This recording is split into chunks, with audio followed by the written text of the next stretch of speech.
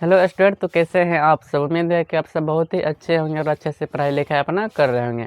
आज की इस वीडियो में देखेंगे आवेश के बारे में पढ़ेंगे और उसके सिद्धांत के बारे में पढ़ेंगे। मतलब आवेश का संरक्षण सिद्धांत क्या है और किसे कहते हैं उसके बारे में जिक्र करेंगे। सबसे पहले मेरा टॉपिक लिखा हुआ है आवेश का संरक्षण सिद्धांत। सबसे पहले आपको आवेश पता होना चाहिए।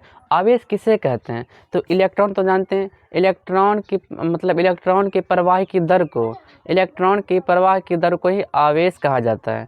आवेश दो प्रकार के होते हैं, पहला है पॉजिटिव, उसके बाद है निगेटिव। इसको हिंदी में बोलते हैं धन आवेश और ऋण आवेश। आवेश के बारे में चर्चा होगा। अब आवेश का संरक्षण सिद्धांत।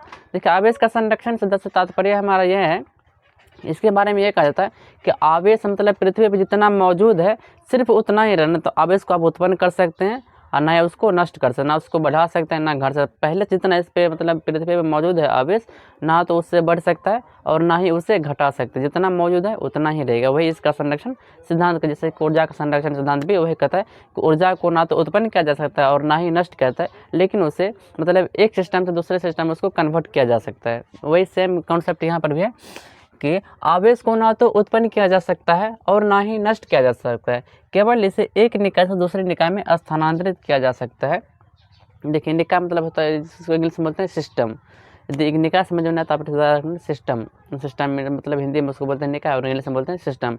तो आवेश को ना तो उत्पन्न किया जा सकता है और ना ही नष्ट किया जा सकता है। मतलब उसका रूप जो आप चेंज कर सकते हैं, एक रूप से दूसरे रूप में उसको ढाल सकते हैं। लेकिन आवेश यदि पृथ्वी पर मान लीजिए कि 100 कूलम, उतना है नहीं लेकिन 100 कूलम ही है, तो 100 कूलम से ना तो बढ़ सकता है, 50 कूलम में 90 कूलम नहीं हो सकता है, ना 120 कूलम। 100 मतलब 100 कूलम है आवेश, तो उतना ही रहेगा, ना तो कभी मतलब उसको बढ़ा नहीं सकते हैं और ना उसको नष्ट भी नहीं कर सकते हैं।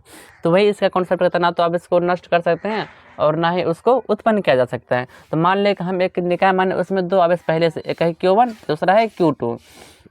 फिर मतलब देखिए, इसमें हो सकता है कि आवेश मतलब इस पर 5 कॉलम हो, इस पर 4 कॉलम हो, या तो इस पर 6 कॉलम हो, इस पर 3 कॉलम हो। दोनों बराबर नहीं है, किसी एक पे ज़्यादा है किसी एक पे। जैसे कि आप पानी का टंकी देखेंगे, यदि एक टंकी में पानी कम है दूसरी टंकी में पानी ज़्यादा है और दोनों को एक मतलब पाइप के जरिए जोड़ दीजिए और दोनों, तो उसमें होगा क्या कि इसमें ज़्यादा पानी होगा, जिसमें कम होगा उसमें उसका पानी जाएगा और दोनों का लेवल क्या हो जाएगा, बराबर हो जाएगा। यानी कि दोनों मतलब इसमें 5 kg पानी है तो इसमें भी 5 kg पानी आ जाएगा, नली के द्वारा बराबर हो जाएगा।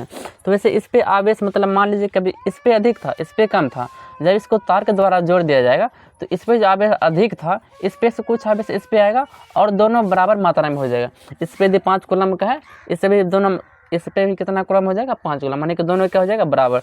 ये है क्यों, तो ये भी है क्यों, जैसे कि 5 kg के भी है 5 kg के है। यदि 5 की जगह यदि आप कुछ मान लीजिएगा 5 kg को P मान लीजिएगा, तो ये भी 5 kg है तो इसको भी आप P ही नहीं बोलिएगा, दोनों बराबर हो जाएगा। तो इसको भी बोल देंगे क्यों और इसको भी बोल देंगे क्यों। देखिए, एक कंडीशन आपको शुरुआती में क्या था, अलग अलग था।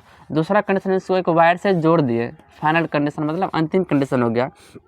देखिए आवेश, देखिए इसमें जो आवेश जितना था उतना ही रहेगा, इसका बदलेगा नहीं। कहीं आवेश को ना तो उत्पन्न किया जा सकता है और ना ही नष्ट किया जा सकता है, इसमें भी उतना ही आवेश रहेगा। निकाय में कुल आवेश के कब, शुरुआती का कंडीशन इसमें देख रहे हैं कि कुल आवेश कितना है, कुल आवेश Q बराबर, आपको पता है कि आवेश को Q से लिखते हैं, तो Q I इसलिए लिखे कि कहीं कि इनिशियल का था, इनिशियल का देख रहे हैं, उसके बाद फाइनल का भी देखेंगे। तो इनिशियल को लिखेंगे तो Q से आवेश को सूचित करते हैं, I का मतलब है कि इनिशियल, Q1 प्लस Q2 का, कि इसमें अलग अलग था, दोनों सेम नहीं था, उसको क्या किया ऐड किए, तो मेरा ये निकल गया समीकरण, इसको मान सकते हैं।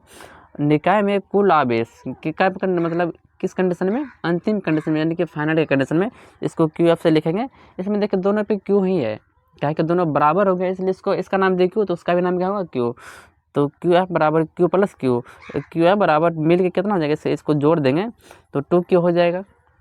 अब उसके बाद यहाँ पे आ जाता है, अब देखिए पर क्या है, आवेश का संरक्षण सिद्धांत। तो आवेश का संरक्षण सिद्धांत क्या कहता है, जितना आवेश यहाँ था इतना ही आवेश यहाँ भी रहेगा, ना तो कम होगा ना तो अधिक होगा। बस आवेश के संरक्षण सिद्धांत से दोनों क्या होगा, बराबर होगा। शुरुआती का कंडीशन और लास्ट का कंडीशन दोनों क्या होगा, बराबर होगा। तो बराबर का साइन दिए। अब देखिए क्यू एफ आपको पता है कितना है, 2Q, ठीक है, उसके जगह पे 2 के लिए बराबर का साइन दिए। क्यू आई की जगह पे आपको क्या है, Q1 प्लस Q2, उसके जगह पे क्या ले Q1 प्लस Q2। आपको पता है कि इसके बीच में रिलेशन किसका होता है, मल्टीप्लाई का। तो यहाँ हम आवेश को निकालेंगे तो यहाँ Q1 प्लस Q2 से मिलेगा, यहाँ मतलब मल्टीप्लाई में, तो यहाँ किस में आ जाएगा, डिवाइड में। बस यही इसका क्या है, आवेश का संरक्षण सिद्धांत। इसको इंग्लिश में बोलते हैं conservation of law. Conservation of low charge, यानी कि इसको देखो आवेश को बोलते हैं चार्ज, इसलिए इसको इंग्लिश में से आप लिख सकते हैं कि this is conservation law of charge, यानी कि आवेश का संरक्षण सिद्धांत यही है, यही आवेश का क्या है, संरक्षण सिद्धांत है। इसको आप इतना तक यदि छोड़ देते हैं तो हाँ एक यहाँ से ऑब्जेक्टिव बनता है, इसे यह लिखा जाए, मतलब इसे चालन विधि भी कहते हैं, इसे चालन विधि कहा जाता है। यहाँ से एक ऑब्जेक्टिव आप मतलब कभी कभी बन जाता है कि मतलब आवेश के संरक्षण सिद्धांत क्या कहता है, इसको कहा जाता है आवेश के संरक्षण सिद्धांत को चालन विधि के नाम से भी जाना जाता है। उम्मीद है कि आपको समझ में आ गया होगा। बाकी के अगले अगले वीडियो में अगले टॉपिक को कवर कर देंगे। यदि आपको वीडियो अच्छा लगता है, जो कुछ सीखने के लिए मिलता है, आप वीडियो को लाइक करें, मेरे चैनल को सब्सक्राइब करें। और यदि आप पढ़ाई करना चाहते हैं, यदि 11th में या 12th में 10th में पढ़ रहे हैं, तो आप मेरे चैनल को विजिट करके आराम से आप पढ़ाई कर सकते हैं।